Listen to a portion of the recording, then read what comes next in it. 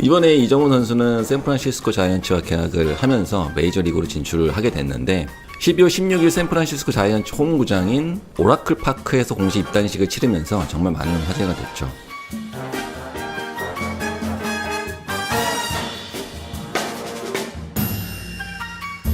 이정우 선수는 전설적인 선수라고 할 수 있는 이종범 선수의 아들인데요. 이종범 선수는 현재 LG 코치로 활동을 하고 있고요. 과거에 이종범 코치는 이정우 선수에 대해서 MLB에 진출하지 못할 거다. 그래서 이런 말 때문에 이종범 코치는 야할 못 아니야? 라고 하는 장난스러운 칭호를 받기도 했죠. 손흥민 선수의 아버지가 손흥민 선수 보고 월드 클래스가 아니다라고 했던 것처럼 명장면이 하나 탄생한 것 같네요. 또 이제 그 이종범 코치가 한 예능 프로그램에 나와서 아들을 MLB에 보낼 생각이 없다. 스윙을 보면 그 선수의 미래가 보이는데 돈을 많이 준다고 나가기보다는 동네 깡패가 되는 게 낫다라고 또 이야기를 했고, 또 이에 반해서 이정우 선수는 다른 예능 프로그램에 나와서 그 방송을 보고 우리 아버지한테 열받았다. 선수의 미래를 아빠가 잘랐다. 속상함을 토로하기도 했다고 하는데요.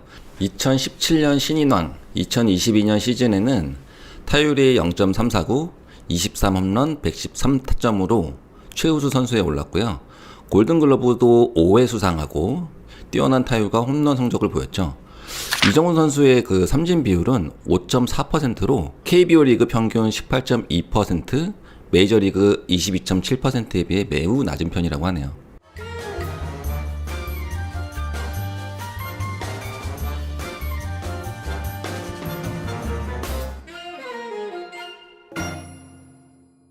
이정우 선수의 연봉이 엄청 화제가 되고 있던데 이게 MLB의 역사로 봤을 때 어느 정도 의미가 있는 숫자인가요? 이정우 선수가 받는 연봉을 보니까 7년간 1억 1,300만 달러?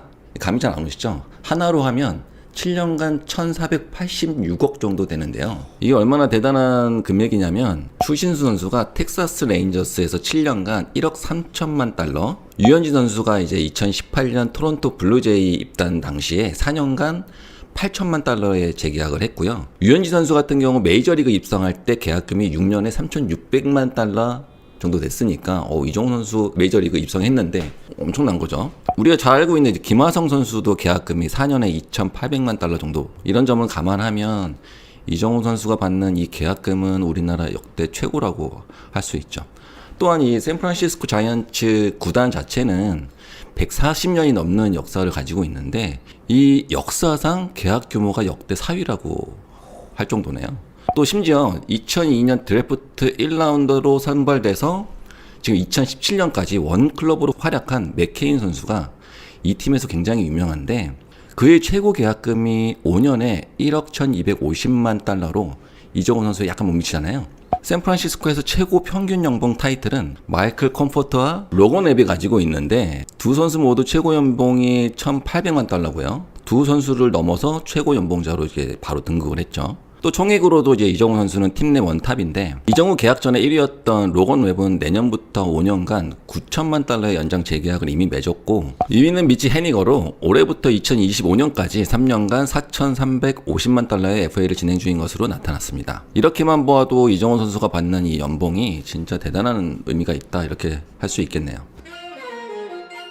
많은 분들이 또 이제 선수들은 도대체 세금 얼마나 내? 연예인들한테도 관심이 많고 선수들은 세금 얼마나 내? 이런 게 관심이 굉장히 많잖아요. 그걸 잠시만 좀 말씀드리면 일단 소득세가 제일 궁금하실 텐데 보통 대부분의 나라도 그렇고 우리나라도 그렇고 소득세는 이제 1년 동안 얼마 벌었어? 그러면 얼마 벌었으니까 그거에 대해서 세금 내 이렇게 되는 건데요. 지금 이정우 선수 같은 경우는 7년 1억 1,300만 달러? 이렇게 했는데 그걸 1년으로 끊으면 한 1,884만 달러 정도 이렇게 된다고 가정을 하고 또 이정우 선수 같은 경우는 이제 샌프란시스코로 가니까 거기서 활동을 대부분 할 거고 그럼 한국에서 생활보다는 이제 미국에서 생활하는 비중이 많아지겠죠. 그렇게 되면 우리나라 세법상 거주자냐 비거주자냐를 판단을 할 때 해외에서 반 이상을 거주하게 되면 이제 비거주자로 분류를 하게 돼서 소득세법을 적용하거든요. 거주자 같은 경우에는 내가 국내에서 벌던 해외에서 벌던 모든 세금에 대해서 우리나라에 세금 내 이렇게 이해하시면 되고요. 비거주자 같은 경우는 해외에서 버는 소득은 난 잘 모르겠어. 그건 해외에서 내시고요.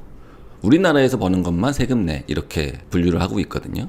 그럼 이정우 선수 같은 경우는 비거주자로 분류되니까 국내에서 버는 소득만 우리나라에 내고 미국에서 받는 소득에 대해서는 미국에 세금을 내게 되거든요. 그러면 얼마가 될까? 해외로 이적한 선수들의 계약금에 대해서는 대부분 해외에서만 세금을 내는구나 이렇게 생각하시면 되고요.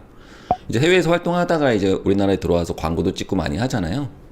그러면 그 광고 같은 것들에 대해서도 이제 소득이 발생할 텐데 이거는 국내 기업에서 받는 거니까 그거에 대해서는 우리나라의 세금을 내는구나 이렇게 생각하시면 됩니다. 그럼 얼마를 낼까? 우리나라에 이제 비거주자 같은 경우는 이렇게 소득을 지급받을 때 22% 원천 징수에서 과세가 종결되거든요. 그렇게 되면 광고 찍고 받은 돈의 22% 정도 세금 내는구나 이렇게 이해하시면 쉬울 것 같습니다.